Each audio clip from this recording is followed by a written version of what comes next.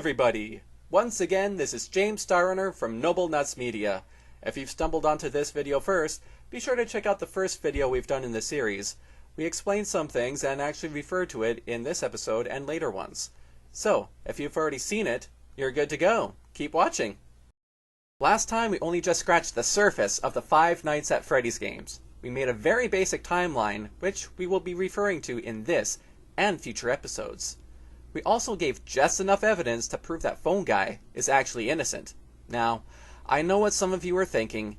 But James, you haven't totally disproven all the evidence that leads us to believe that phone guy is the killer. Well, first off, I have to say, don't call me Butt James. That's just rude. And second... Bad James. Bad joke, no cookie. Oh. Bad joke. Okay. And second, I actually believe that those scenarios fit some of the other people at the pizzeria better. Let's start with the most obvious. There's clearly a purple guy going after Freddy here. Let's entertain the idea, for the moment, that it is actually the phone guy. What happens when Freddy and the phone guy meet? Well, the game obviously ends. But what happened between Freddy and the phone guy? There would have been a struggle, right? Let's say the phone guy won and Freddy is destroyed. Okay, so Freddy is toast. But look at the map. Let's assume that this way is north. There's the office and the North Hall. The only game with a North Hall is in Game 2. Freddy and his pals were dismantled on a different map. A map with entrances on the east and west of the office. This is the map for the pizzeria in Game 1. That would have to mean that Freddy was destroyed, put back together for Game 1, and destroyed again. That's not a likely scenario. Let's look at it the other way with Freddy as the victor. But wait, phone guy dies in Game 1, not Game 2. And Game 2 happens before the events of Game 1. Phone guy can't die here. Well, both those scenarios make no sense. So let's take a different approach to this. What if that's not a phone at all, but a tool? For some of you younger folks, most phones in the 80s were rotary phones. Even if some of you get confused with dialing the numbers with this thing, the shape is quite iconic. The problem is, these phones had cords. I remember how easy it was to get those cords tangled, or worse yet, stuck with a small walking area when on the phone. Or no room to walk whatsoever. Only a minority of the phones were wireless at the time. Well, at least the handset itself was wireless. The base was hooked up to the landline, and you still had a limited range, even if the range was greater than most corded phones. There was also an antenna, some larger than others. That's something we don't see with this purple guy. He also doesn't have cords trailing him. Even if he had a cord long enough to wander the whole pizzeria, high traffic areas like this would not have it for the high tripping hazard they produce.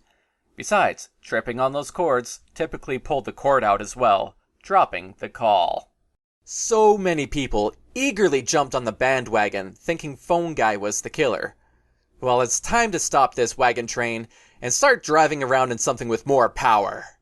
5 pixels is not enough to definitively tell if this is a phone, socket wrench, angle-headed flashlight, or even a freaking banana. I'll tell you why I think this is a tool, though. Because I have a good reason to believe that this is Fritz Smith, the guy you play in the custom night in Game 2. What do we know of him? Well, he tampered with the animatronics. It's not totally clear if this happens after your 6 days, or during.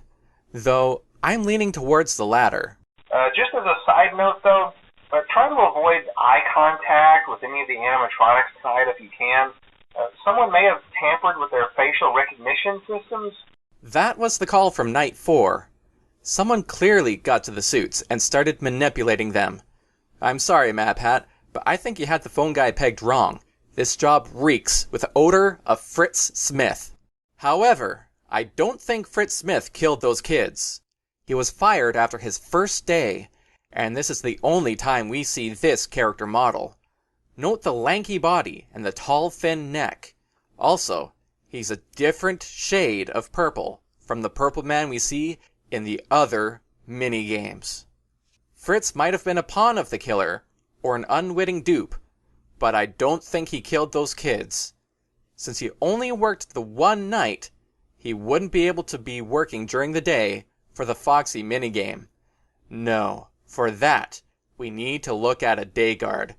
The day guard. You're only the second guard to work at that location.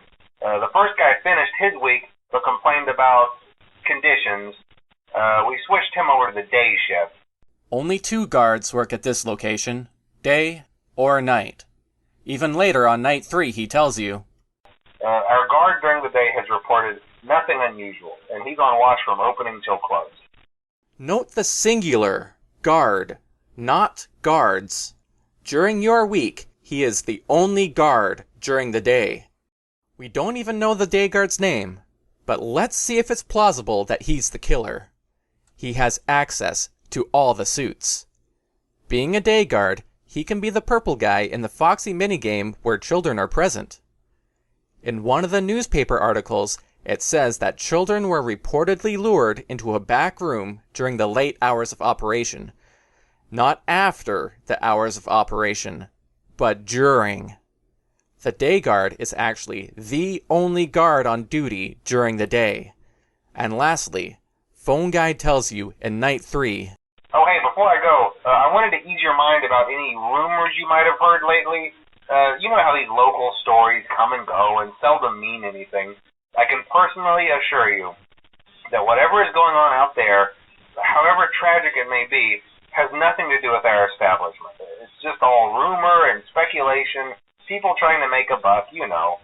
Our guard during the day has reported nothing unusual, and he's on watch from opening till close. These rumors are likely of the kids going missing. It's only later that they find out that it's not just rumor, but fact. And not only did Phone Guy know of these rumors before we figured Fritz even started, but he's relating all this after the day has passed. And of course, the children have had to go missing, not only before Phone Guy knew of it, but the parents as well, putting the time of the actual killing easily before Fritz started. The day guard certainly seems like the prime suspect. Well, after all, if it wasn't the Phone Guy or Fritz Smith, there really isn't anyone else left. Or so you think. What if I told you that the day guard wasn't the killer either, but that it's you, as Jeremy Fitzgerald? And all this time, you've been pointing your fingers at other people. It's not a claim I make lightly. You may protest, but I have more than enough evidence to prove that Jeremy Fitzgerald is the killer. Stick around for the next episode as I cast away the shadows and bring everything to light. Until next time, this is James Starrunner saying be good, have fun, and go nuts. Sleep lightly.